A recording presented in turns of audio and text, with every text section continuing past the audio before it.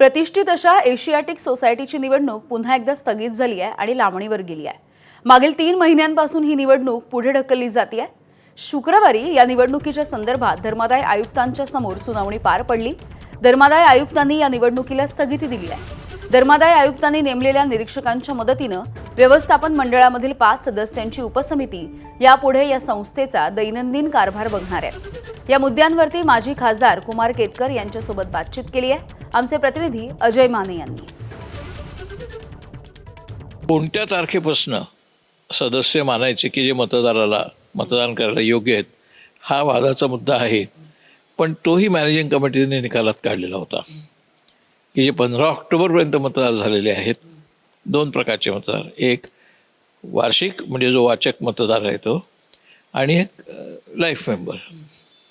तर life member 20,000 रुपये आणि हा 3,500 रुपये, 3,2500 रुपये। आता हे सगळे सदस्य एकदम तुम्ही त्यांना सांगणार की त्यातले जे ॲन्युअल मेंबर्स आहेत वार्षिक, की आता तुम्ही 31 मार्चला तुमची टर्म संपते। तर 31 मार्चला टर्म संपते, आत्ता 14 मार्चला निवडणुका आहेत आणि तुम्ही निर्णय 13 मार्चला देता। तर हे काय आमच्या मते प्रशासकीय दृष्टिकोनातनं, म्हणजे चॅरिटी कमिशनने जरी केलं असलं तरी प्रशासकीय दृष्टिकोनातनं योग्य झालेलं नाही।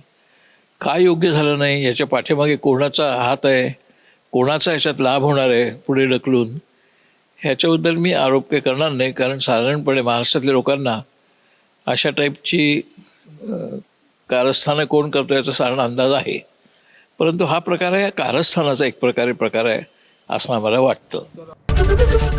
एबीपी माझा, उघडा डोळे बघा नीट।